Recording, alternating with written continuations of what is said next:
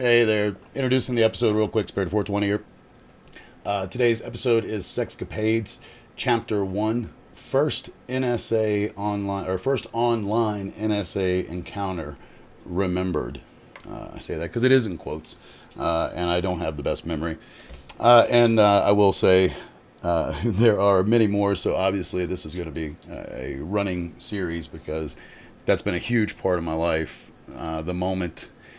Sexual encounters were already a huge part of my life, and we'll get into that because I'd already had many before we started using the internet. But the reality is, once the internet opened it up to all of us, sexually active, provocative, open-minded people, it really opened the doors to a lot of possibilities. Let's just put it that way. With that said, I hope you enjoy the episode and have a great day.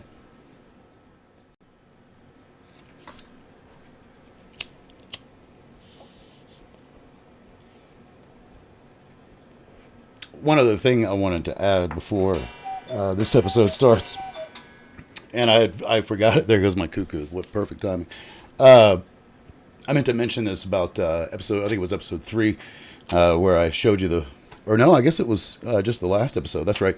In this previous episode, I showed you the footage of that guy.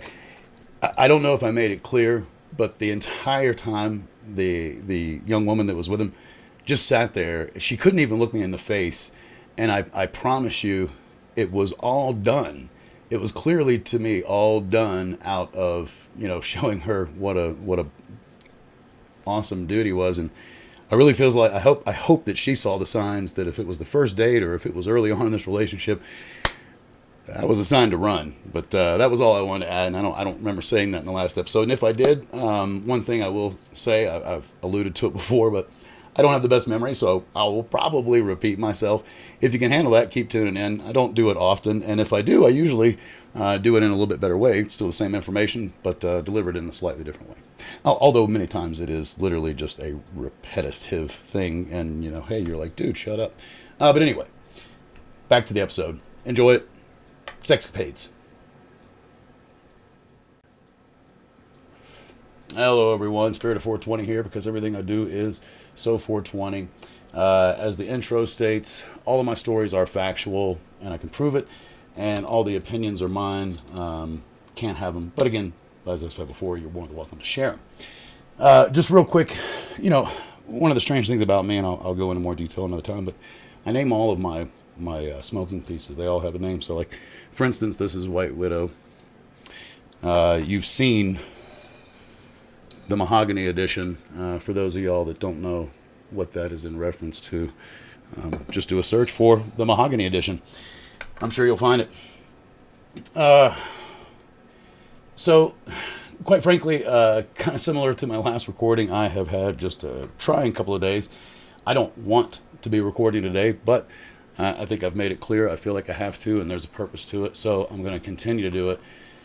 One of the things I find funny, I don't know how many of y'all out there have seen Death Becomes Her, but it's a classic movie back in the 90s, and I saw it when I was like 20.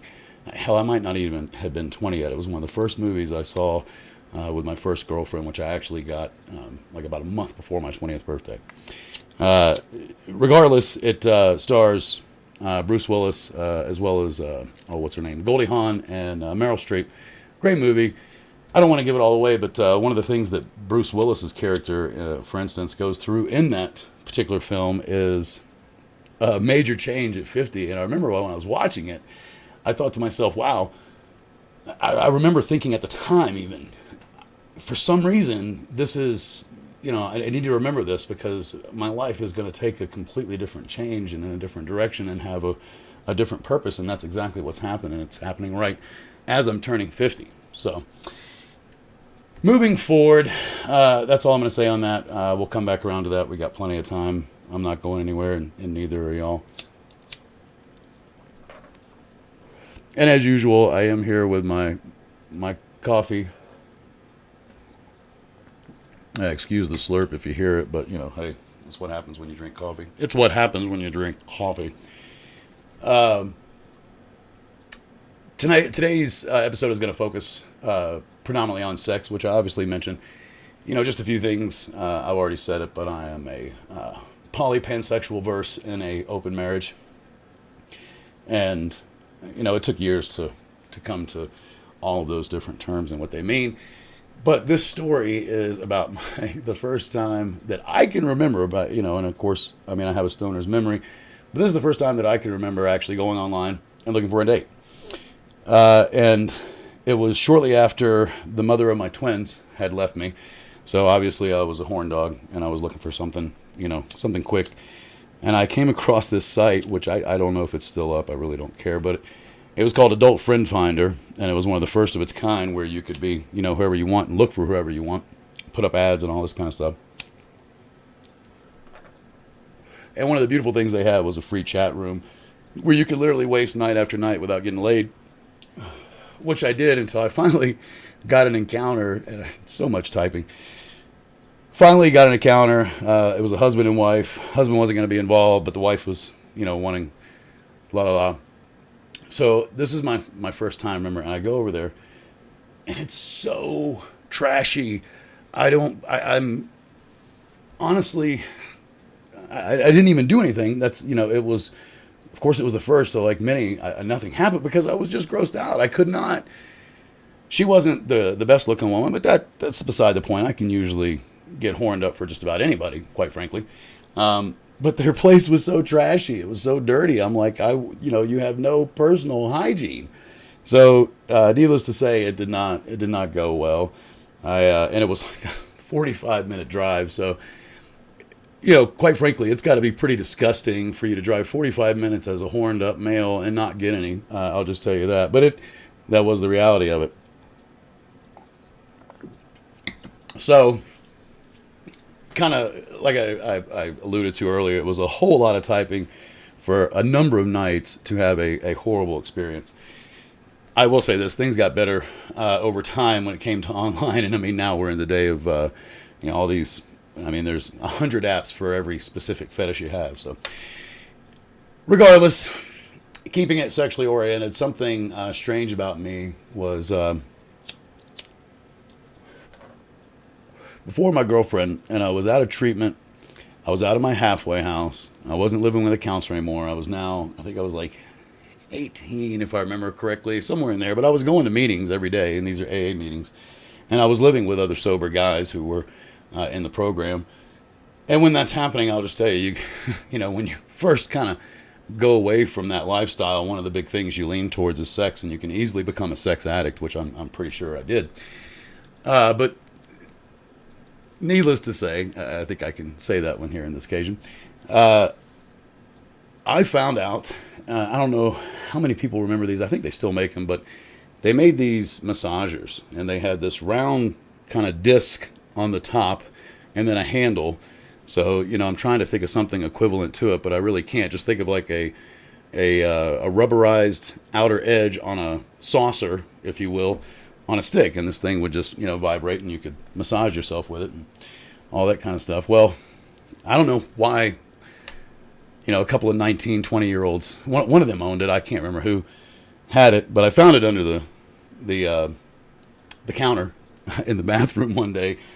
And don't ask me how. I've racked my brain. I've tried and tried, but somehow I got the genius idea to just rest it, on the top half of my penis just below the head, and found out that I didn't have to do anything else but that before I would just pop like a cherry.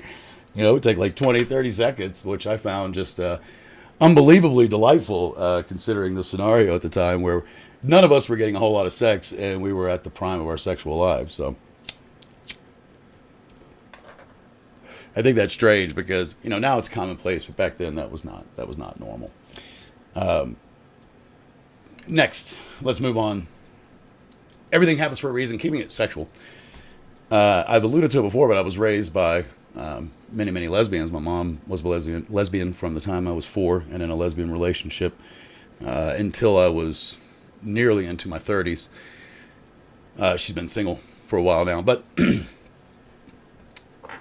when you are raised by women, I can promise you, plus, not that all of the women were, and not that my mother is, but, some of these women were truly not very fond, let's just say, of men. You could even, probably classify them in that category of man-hating. I won't say the D word because I do think it's inappropriate, but it was used a lot back in the day. And granted, some of them had good reason, let's just say that, and some of them probably didn't, but that's really beside the point. My whole point in this is that when you're around women who have, a young male in their life that is obviously, what's that word? I can't even think of it, and y'all probably, say, why couldn't you think of this?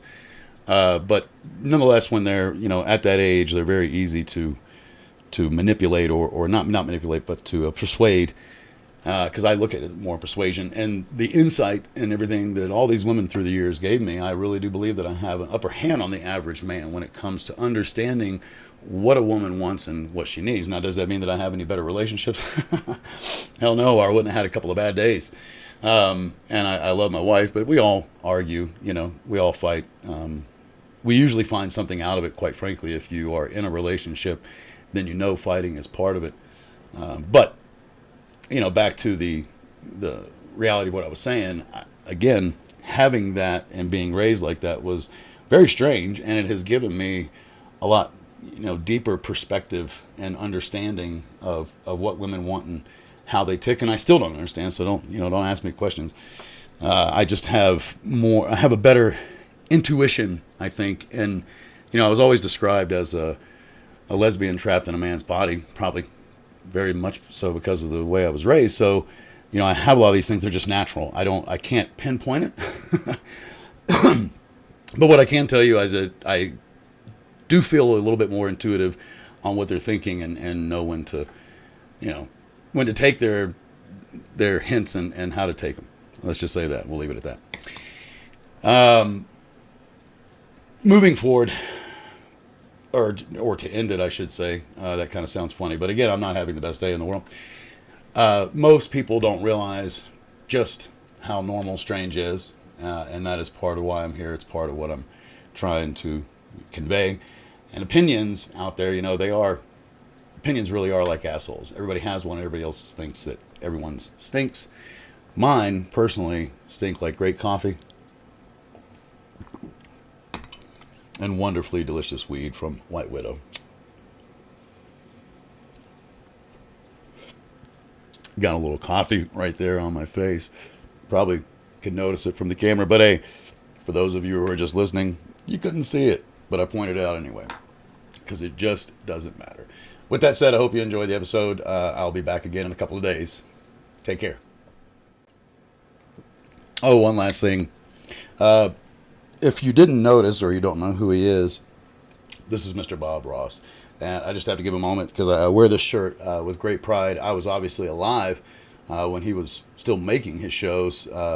But, I do want to give a shout out to him because the man, he seems like one of the great ones. He seems like one of the truly nice ones. And somebody, I don't try to be political.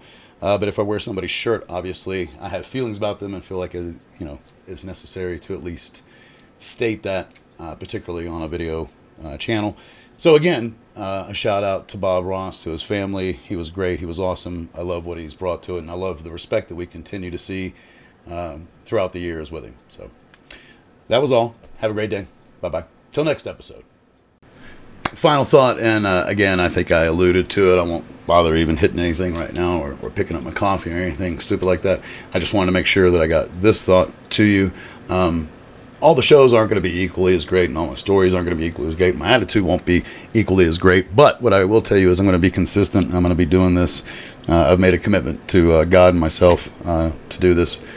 Really try hard to do this for the next 2 years, and I'm also going to, part of why I'm doing this and trying. I don't really make edits. I don't cut or anything. I add to it if I forget a thought, and I can still do that even when I'm doing live streams. But there's the quickly alluding to it. I will be doing live streams here soon. I'm trying to make sure that I have all my shit together to make sure that I give you a good live stream, and then I'm gonna start doing those too, probably 2 or 3 times a week is my plan, as well as 2 or 3 episodes each week. Really, the whole goal is to be doing it Monday through Saturday, take a day off on Sunday. Yeah, it's not just for the Lord, it's also for my family. Why? Because everybody else does it, so why work on a day when everybody else is vacationing. I do also believe in taking a day off and recognizing the Lord and your family. So there it is. That was all.